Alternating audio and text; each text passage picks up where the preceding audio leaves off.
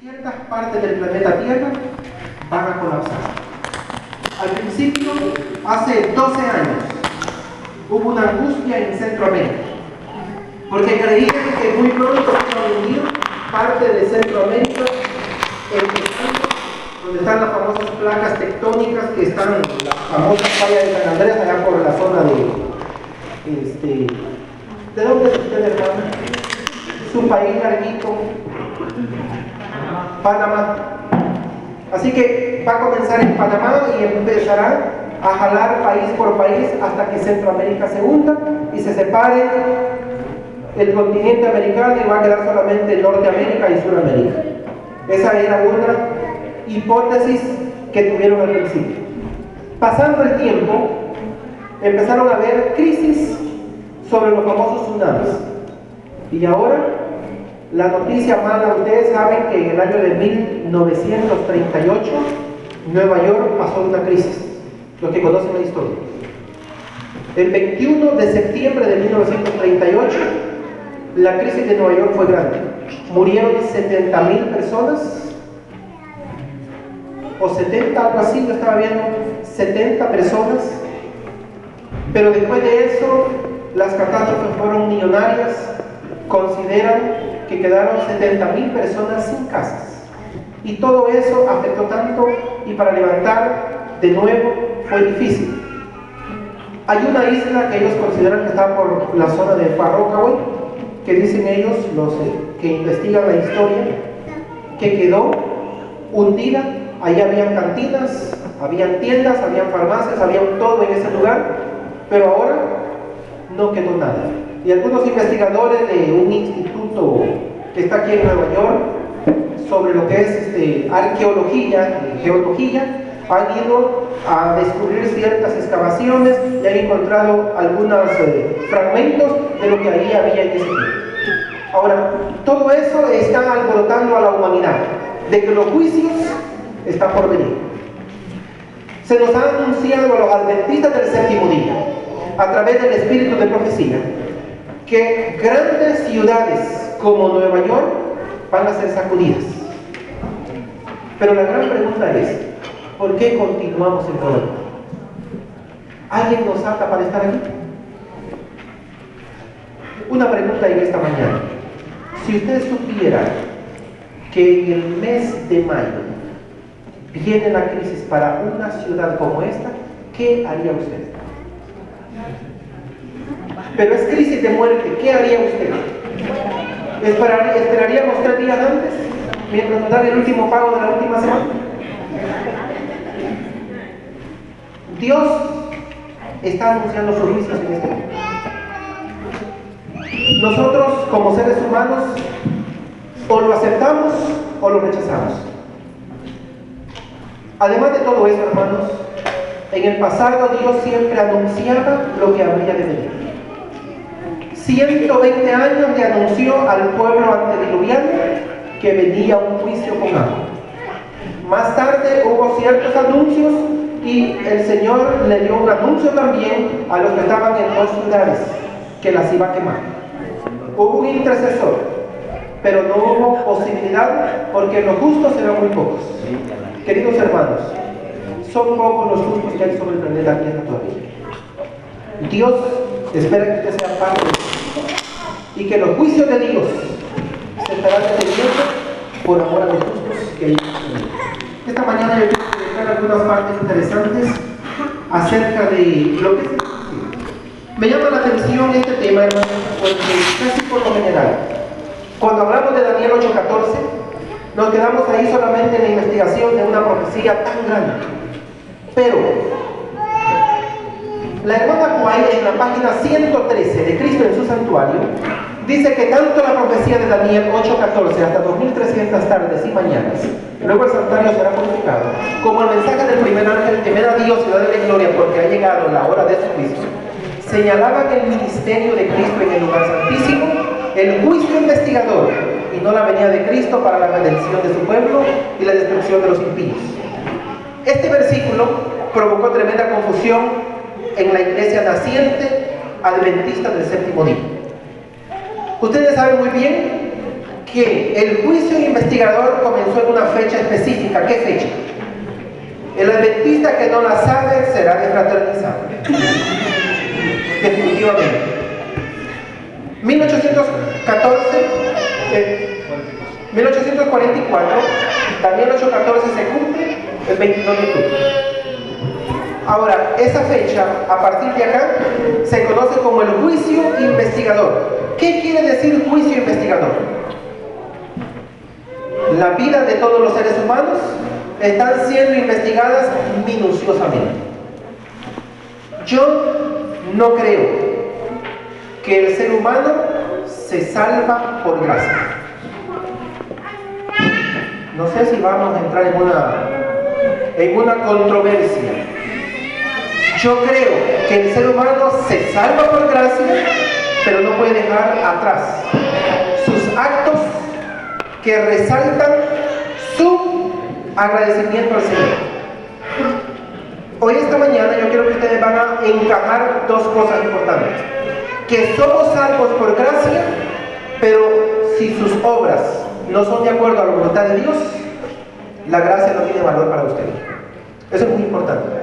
El peligro, hermanos, es que se ha desatado mucho movimiento aún dentro de la iglesia acerca de predicar somos salvos por gracia y por gracia nada más. Es muy peligroso, porque la iglesia adventista tiene sus fundamentos en el santuario y la ley de Dios. Vamos a ver algo muy importante esta mañana. La matutina que presenta el título Cada día con Dios.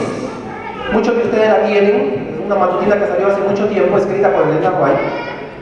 Debemos recordar siempre el hecho de que el tiempo es corto, la iniquidad abunda por todas partes. Los justos son como luces en el mundo, por medio de ellos la gloria de Dios debe manifestarse a este. Recuerden siempre los solemnes acontecimientos del futuro. El gran juicio investigador y la venida de Cristo. Ustedes y sus hijos deben prepararse para ese día. Eso no podemos hacerlo pasar por alto nosotros, porque los juicios de Dios vienen. Esta mañana vamos a ver cómo el juicio está dividido en tres partes importantes. Y en esas tres partes, si usted está vivo, va a participar. Por lo menos, si está vivo, tiene que participar de la primera parte, porque los muertos no podrán tener esa oportunidad de verla en el momento preciso, pero sí podrán ver. Vamos a ver algo importante. Cristo en su santuario, en la página 128, habla acerca de las bases del juicio. Los libros del cielo, en los cuales están consignados los nombres y los actos de los hombres, determinarán los fallos del juicio. El profeta Daniel dice: el juez se sentó y los libros se abrieron. San Juan, al describir las mismas escenas en el Apocalipsis, agrega: y otro libro fue abierto, el cual es el libro de la vida, y fueron juzgados los muertos por las cosas que estaban escritas en los libros según sus obras. Quiere decir, hermanos, que hay un libro que está controlado por Dios. Yo, cuando leí esto al principio, cuando entré en la iglesia investigando estos temas en el año de 1980, yo me preguntaba, ¿cómo estará de lleno ese libro? Ustedes saben que a veces cuando uno lleva un control en algún libro se le acaba. ¿Y qué hace? Hay que comprar otro. ¿Cómo hará Dios con ese libro? Para anotar tanta gente de todas las edades. El control minucioso en ese famoso libro. Pero en el mismo libro, en la página 130, dice la sierva de Dios: la ley de Dios es la regla por la cual los caracteres y las vidas de los hombres serán probados en el juicio. Salomón dice: temer a Dios y guarda sus mandamientos, porque esto es la suma del deber humano, pues que Dios traerá toda obra a juicio. Eso dice la versión moderna. El apóstol Santiago amonesta a sus hermanos diciéndoles: así hablar pues y así obrar como hombres que van a ser juzgados por la ley de libertad. La pregunta es: ¿por qué Dios le llama ley de libertad? ¿Libertad de qué? ¿A usted lo obligan a obedecer la ley de Dios? ¿Quién le ha obligado a usted a obedecer la ley de Dios? Nadie. ¿Quién lo va a obligar a obedecer el sábado? No existe un ser humano que lo va a obligar. Cuando uno está pequeñito, los padres lo llevan. Hay un poco de presión, de orientación, y a veces los niños, como yo les contaba la vez pasada de Dani, que un sábado dijo, bueno, yo ya despedí mi sábado, quería ver televisión, era después del almuerzo. En su infancia los niños son así, pero tenía el concepto de que había que orar para despedir el sábado. Pero hermanos, la ley de libertad me da a mí la opción de tomar o dejar ese principio. Pero el Señor, a todos aquellos que están bajo esa ley de libertad, les va a dar un lugar especial en la eternidad. Ahora, algo muy importante. ¿Quiénes son juzgados con respecto a todo esto que estamos diciendo? En el rito simbólico solo aquellos que habían presentado ante Dios arrepentidos y que confesaban sus pecados y cuyas iniquidades eran llevadas al santuario por medio de la sangre del holocausto, tenían anticipación en el santuario en el servicio del día de la expiación, el famoso día que llamaban el día de Yom Kippur. Del mismo modo, en el gran día de la expiación final y del juicio, los únicos casos que se consideran son los de aquellos que han profesado ser hijos de Dios. Esto es muy delicado, hermanos. Usted puede pasar toda una vida en la iglesia, pero no ha sido aprobado por el Señor. Y eso no es por gracia. El Señor aprueba los actos de cada hijo suyo en esta vida. Porque, hermanos, si fuéramos solamente salvos por gracia, no habría necesidad de religión. No habría necesidad de principios en este mundo. Pero nuestra iglesia tiene principios que nos orientan para estar más cerca del corazón de Dios. Y en este material, ustedes encontrarán también en Consejos sobre Mayordomía Cristiana, en la página 62, sé que muchos tienen este libro, debemos todos ser ricos en buenas obras en esta vida, si queremos obtener la vida futura, inmortal. Cuando el juicio sesione y los libros se abran, cada uno será recompensado según sus obras. Hay matriculados en el registro de la iglesia muchos nombres al frente de los cuales está anotado el robo en el libro mayor del cielo.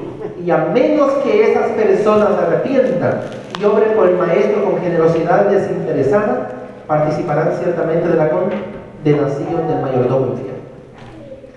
Sigue diciendo en Cristo en su santuario. Esta sección me interesa mucho compartirla con ustedes. El juicio de los impíos es obra distinta y se verificarán en fecha posterior. Es tiempo de que el juicio comience por la casa de Dios. ¿Cuál será el fin de aquellos que no obedecen al Evangelio de Dios? Primera parte. El juicio comienza por el pueblo de Dios. Ahora, Dios está estudiando la vida de cada uno de los seres humanos. Por ejemplo, ustedes saben que cuando una persona es enjuiciada, le escarban cada detalle. Y esos juicios son tan largos. Yo tuve el privilegio de estar cuando enjuiciaron a un señor. Me llegó del Departamento de Justicia una carta de estar ahí. ¿Cómo le llaman a esos que están ahí? Testigos. Jurado. Y en ese jurado había una inclinación. A uno lo llevan a un cuarto donde no hay ningún profesional, solamente el grupo del jurado, para poder ver si lo salvan o no lo salvan. ¿Y saben qué pasó con ese jurado? Se decidió salvar al hombre, de todo el testimonio que dio. Porque el primer testimonio lo da el que lo está salvando, lo está defendiendo. Y luego él habla, y luego hablan los que acusan, y una serie de detalles muy interesantes. Si usted nunca ha estado en eso, no entenderá mucho sobre el asunto del juicio de Dios. Y en esa parte uno descubre cómo puede inclinarse a la justicia. Y hermanos, el acusador estará listo para destruirlo a usted ante el juicio de Dios. Le acusará hasta de lo malo que comió. Y el mismo, después que Satanás lo motivó a hacer lo malo, ahora viene y dice, mira, él hizo tal cosa. No te preocupes, dice Jesús. Ya está pagado todo. Le muestra sus manos, su costado, sus pies destruidos por los clavos. Ahora, hermanos, viene algo interesante. El conflicto de los siglos, que es uno de los libros bestseller de la Iglesia Adventista, el más vendido, durante los 1000 años que transcurrirán entre la primera y segunda resurrección, se verificará el juicio de los impíos.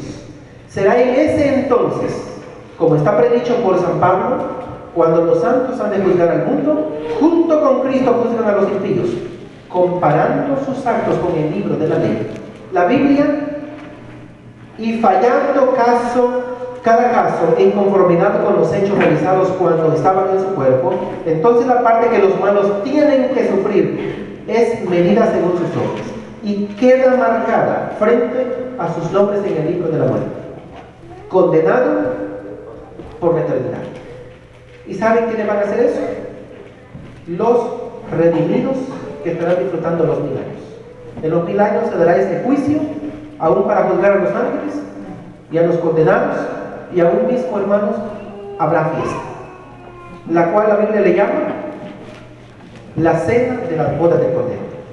Pero en ese mismo lapso, en algún espacio, el Señor ocupará el tiempo para que juntos podamos juzgar a los que no aceptaron la sangre del Cordero. Ahora, algo importante también, el mismo libro. Además, Satanás y los ángeles perversos son juzgados por Cristo y su pueblo. Miren qué interesante. Satanás, después de ser el ángel de luz, el que se paseaba, según la lección de la semana pasada, recuerdan lo interesante que estuvo. Todas las características lindas que tuvo, no las disfrutó. Pero ahora, al tiempo final, será juzgado por seres mortales. Dios, en su misericordia, quiere dar ese privilegio a cada uno de sus hijos. Cristo en su santuario, dice en la parábola del capítulo 22 de Mateo, se emplea la misma figura de la boda y se ve a las claras que el juicio investigador se realizará antes de que se lleve a cabo entre el rey para ver a los huéspedes y cerciorarse de que todos llevan la vestidura de boda, el manto inmaculado del carácter, lavado y emblanquecido en la sangre del Cordero. La tarea del juicio investigador es examinar los caracteres y determinar quiénes están preparados para el reino de Dios. Es la obra final que se lleva a cabo en el santuario celestial. Qué trabajo tan minucioso, hermanos. Qué delicadeza la de Jesús para realizar todo eso. Él está estudiando nombre por nombre. Y dice la sierva de Dios que a usted y a mí nos está investigando como que si fuéramos únicos en el planeta Tierra. Es delicado eso entonces. Ahora, ¿qué podemos hacer nosotros? Yo quiero ir más adelantito en esta parte. En el sistema simbólico que era sombra del sacrificio y del sacerdocio de Cristo, la purificación del santuario era el último servicio efectuado por el sumo sacerdote en el ciclo anual de su ministerio. Era el acto final de la obra de expiación, una remoción o eliminación del pecado de Israel. Prefiguraba la obra final del ministerio de nuestro sumo sacerdote en el cielo, en el acto de borrar los pecados de su pueblo consignados en los libros celestiales. Este servicio presupone una obra de investigación, una obra de juicios, y precede inmediatamente a la venida de Cristo en las nubes del cielo con gran poder y gloria. Pues cuando Él venga, la causa de cada uno habrá sido fallada. Jesús dice: mi galardón está conmigo para dar la recompensa a cada uno según su obra. Este trabajo Jesús lo está preparando. Hermanos, la pregunta es: ¿por qué Jesús hace tanta liturgia para salvar a la humanidad? ¿Por qué no solo viene rápido a traer a los que están preparados y se acabó todo? Dios quiere demostrarle a Satanás, a través de todo este proceso, de que todo lo que está haciendo lo está haciendo con justicia. Y el mismo Dios hará que mueran tantos seres humanos por pura justicia. Es bastante ilógico pensar en eso. Yo no tengo ninguna respuesta todavía por qué había tanta matanza en el Antiguo Testamento. Y el mismo Dios le decía a sus hijos, a los guerreros: mira, que no quede niños, que no queden mujeres ni niños, ni ancianos, mátalos a todos. ¿Será eso pecado? Definitivamente que sí. No hay ningún teólogo adventista, no hay nadie que investigue tanto eso porque Dios lo hizo. Hay tantas incógnitas. A mí me lo han preguntado mucha gente cuando estoy dando un estudio bíblico. ¿Y qué se puede dar de respuesta a todo eso, hermanos? De los juicios de Dios. No hay respuesta todavía. Muy pronto entraremos en la escuela de Cristo, donde Él nos va a explicar todo lo que habrá pasado, cuáles fueron las causas y por qué Él decidió que se fuera así. Hermanos, es interesante entonces saber. Este famoso libro Cristo en su santuario es tan interesante, hermanos, porque explica todito lo que es el asunto del santuario y lo que es el juicio investigador. La fase investigativa, esta parte es importante. El libro de la vida contiene los nombres de todos los que entraron alguna vez en el servicio de Dios. Jesús dijo a sus discípulos: regocijaos de que vuestros nombres están escritos en los cielos. Pablo habla de sus fieles compañeros de trabajo cuyos nombres están en el libro de la vida. Y Juan dice en Apocalipsis que solo entrarán en la ciudad de Dios aquellos cuyos nombres están escritos en el libro de la vida del Cordero. Hay algo muy importante en esta sección de este libro. La hermana Juan hace un consejo para nosotros y dice: cada vez que oréis, que vuestras oraciones siempre sean: Señor, que mi nombre esté escrito en el libro de la vida. Usted puede pedir tantas cosas, pero en medio de las angustias usted pide salud, usted pide que su trabajo Dios se lo cuide, porque estamos en un mundo donde dependemos de Él. Pero nunca olvidemos recordarle a Dios. Él sabe que tiene que hacerlo, pero en sus oraciones usted tiene que estar más cerca del corazón de Dios y decirle: Señor, permite que mi nombre esté escrito siempre en el libro de la vida. Que en el momento que va a ser tal vez tachado o puesto allí en el libro de las memorias algo malo, siempre, dice ella, cada noche, si es posible, recordar los actos negativos que tuviste, cada acto que afectó o que denigró el nombre de Jesús, busca perdón y entonces tu nombre se mantendrá escrito en el libro de la vida. Hay algo famoso, hermanos, interesante en la fase investigativa. Delante de Dios está escrito un libro de memoria, en el cual quedan consignadas las buenas obras de los que temen a Jehová y de los que piensan en su nombre. Sus palabras de fe, sus actos de amor están registrados en el cielo. Hermanos, ¿cómo están nuestros actos hasta ahorita? ¿Hay algún acto que a usted mismo cree que no ha sido bueno? Usted tiene que recuperar esa intimidad con Jesús a través de los buenos actos, a través de su relación con los demás, en la familia. Si nosotros denigramos nuestra familia, nuestro cónyuge, nuestros hijos, ¿cómo no vamos a denigrar a otra persona que no es pariente de nosotros? Nuestros cercanos, nuestra familia.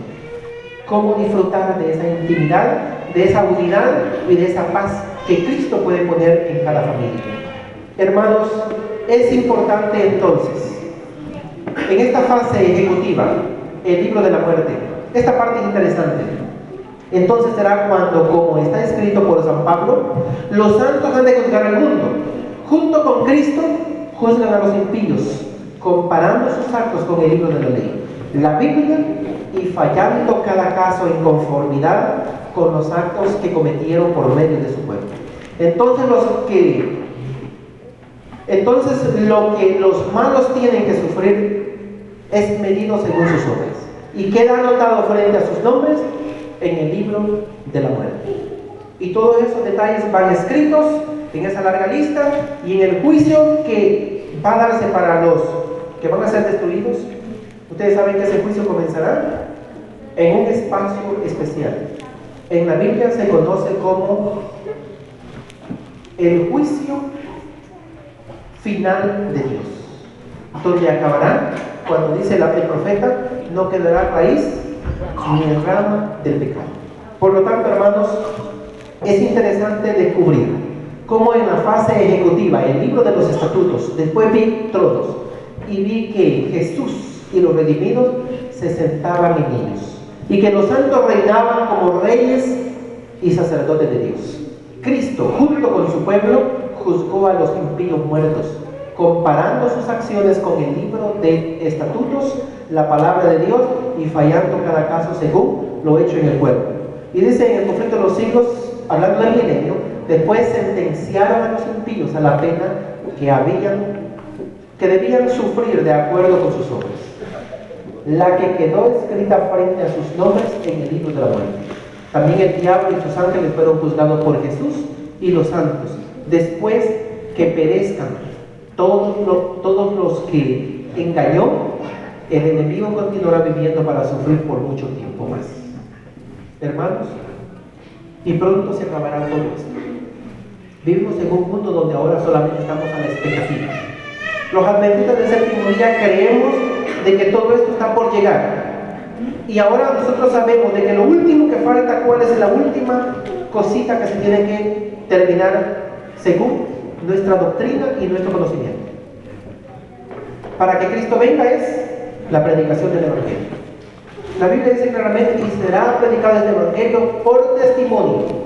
Hay algo que a mí me gusta, muy interesante, me llama la atención, porque usted puede esforzarse tanto para dar el Evangelio eterno a muchas personas, pero hay personas que vendrán a la iglesia, visitarán nuestra iglesia, pero no se convertirán. Hay personas que escucharán y recibirán muchos estudios bíblicos, pero no se convertirán. Pero muchos escucharán la voz de Dios. Por eso hay una parábola en el sembrador, habla de diferentes terrenos. Los que se quedan son representados por el terreno fértil, que da frutos para la gloria de Dios. Los que vienen 1 mes, 2 meses, son representados como aquellos que nacieron en medio de las espinas y empezaron a ser ahogados por los problemas, y un problemita pequeñito, que el sábado, que esto, que lo otro, empezaron a irse mejor de la iglesia. Otro grupo representa a aquellos que cayeron sobre los pedregales, que un ventecito pequeñito los bota en tecnología de lo que es agricultura, eso se llama el acame, ¿no? Que el viento bota las plantas o los árboles, pequeños vientos, los arranca, y entonces al arrancarse ya no pueden tener la oportunidad de tener sus raíces pegadas. Otro grupo representa a aquellos que oyen el mensaje, qué bonito, qué agradable. Son aquellas semillitas que caen en el camino, pero vienen las aves y empiezan a comérselas y no germinan. Representa a aquellos que se les dé el Evangelio, luego viene otra gente y le da otra doctrina y los engaña y los arrastra fácilmente, y entonces no escucharon la voz de Dios. Queridos hermanos, vivimos en tiempos donde el juicio de Dios está trabajando. Dios está cuidando su vida y mi vida, pero Él quiere que tu nombre no sea borrado del famoso libro de la vida. Él espera que nosotros, a través de nuestra relación con Él y con nuestros semejantes, podamos mantener ese libro. Que cuando sea revisado, solo sea revisado para poder continuar ese juicio, pero el Señor ve ese nombre ahí. Hay un cantito muy lindo que enseñaba un hermano de Salvador: con letras de oro, mi nombre escrito está. Es algo muy interesante, hermano. Cuando se cantaba ese cantito en campañas, la gente se inspiraba tanto. Y ahora vivimos en una época donde la misma tecnología nos ha dado más luz de tantas cosas. Pero mientras más la tecnología creció, hermanos, nos estamos volviendo más. Pero usemos la tecnología para la gloria de Dios. Que eso pueda ayudarnos a conocer más de cerca los tiempos que estamos viviendo. Yo quiero ir concluyendo en esta sección. Lo que se hace y se deja de hacer. Diariamente en los libros del cielo se lleva el registro de vuestras palabras, acciones e influencia. Tendréis que hacerle frente. Así que eso es lo que dice el instructor joven. Es un libro que ahora también está en español.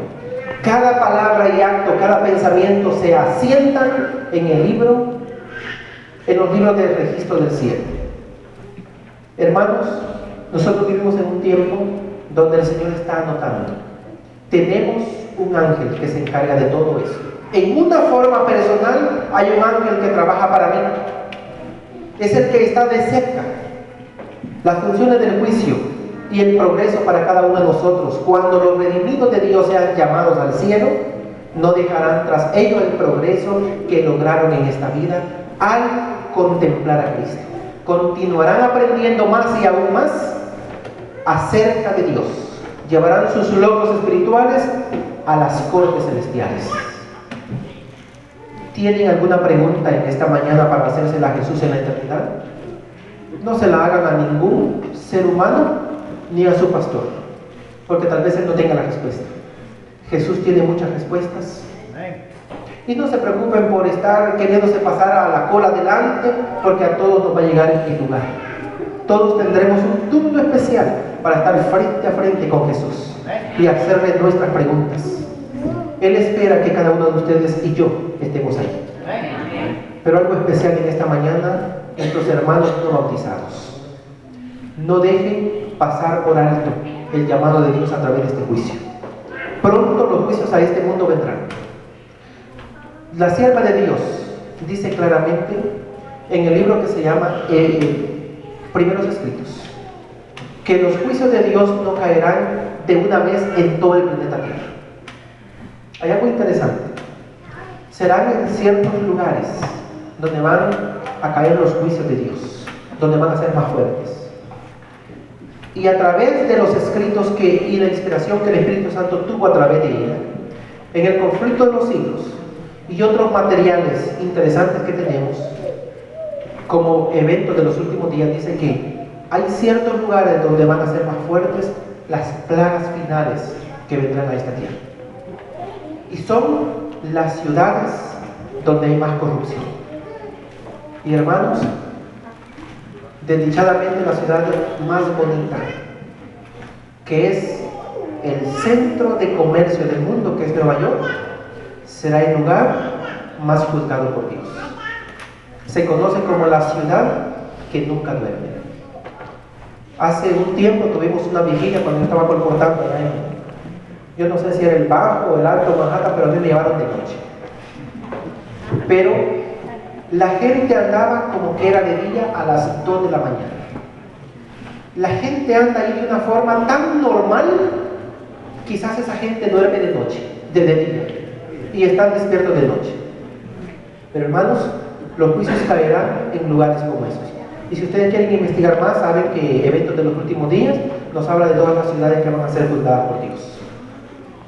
Ahora mismo hay temor, hay angustia, no en nosotros los adventistas, porque tenemos fe que Dios nos va a cuidar, pero en la gente secular que se están dando cuenta de todos los eventos, están preocupados.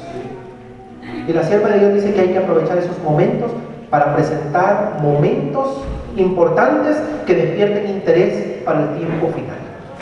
Así que la verdad presente tenemos que predicar para motivar, despertar a la iglesia misma y a nuestros hermanos no bautizados. Porque ellos han venido, nuestros hermanos no bautizados han venido hoy, no porque no tuvieron nada que hacer hoy, sino que vinieron porque tuvieron una disponibilidad de poder estar cerca del corazón de Dios. Y ahora el Señor quiere elegirlos también. Los está apartando para que puedan estar en un lugar especial. Queridos amigos, Jesús también quiere poner tu nombre en el libro de la vida. La decisión no es de nadie más que tuya. Que Dios nos bendiga, es mi mayor deseo en esta mañana. Amén.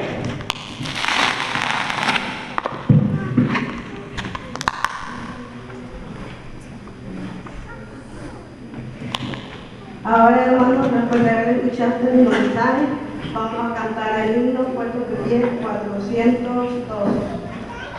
402.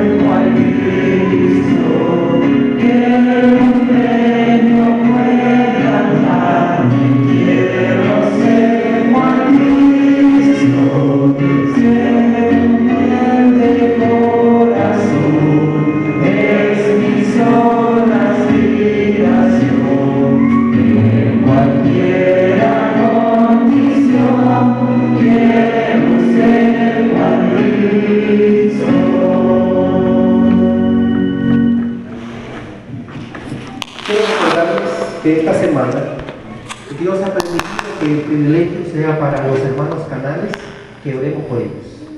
Así que ellos no están con nosotros. Hay alguna razón por la cual Dios permitió que ellos fueran los premiados por el Señor, y vamos a estar orando también por ellos. ¿Les parece? Amén. Vamos a orar. Querido Padre, queremos dar muchas gracias por el privilegio de estudiar tu santa palabra. Cuando venga el juicio final, eterno Padre, permite que cuando se pase lista podamos escuchar nuestro nombre. Eterno Padre, que nuestro nombre pueda estar siempre en el grupo de los redimidos. Que en el libro de la vida, cada vez, eterno Dios, que nuestro nombre sea investigado, que pueda tener las características del grupo de los salvados. Bondadoso Padre, perdona nuestros pecados y ayúdanos a vivir para la gloria tuya. Amén. Queremos rogarte una bendición muy especial por la familia Canales. Guárdanos en el hueco de tu mano poderosa. Siempre, eterno Dios, guíanos, manténnos firmes en el seno de tu iglesia. Y permite también que ellos como familia, sus nombres puedan estar escritos en el libro de la vida siempre. Bondadoso Padre, en esta semana hemos de estar orando por ellos. Rogamos que tú los guardes, les prosperes, tanto en su vida material como en su vida espiritual. Y ayúdales a ser canales de bendición también para otros. Querido Padre, al despedirnos de este lugar, rogamos que tu bendición vaya con nosotros. En el nombre de Jesús. Amén. ¿Recuerdan a qué hora tenemos que estar por la tarde en Sociedad de Jóvenes? 5:30, el programa estará en este lugar. Dios les bendiga.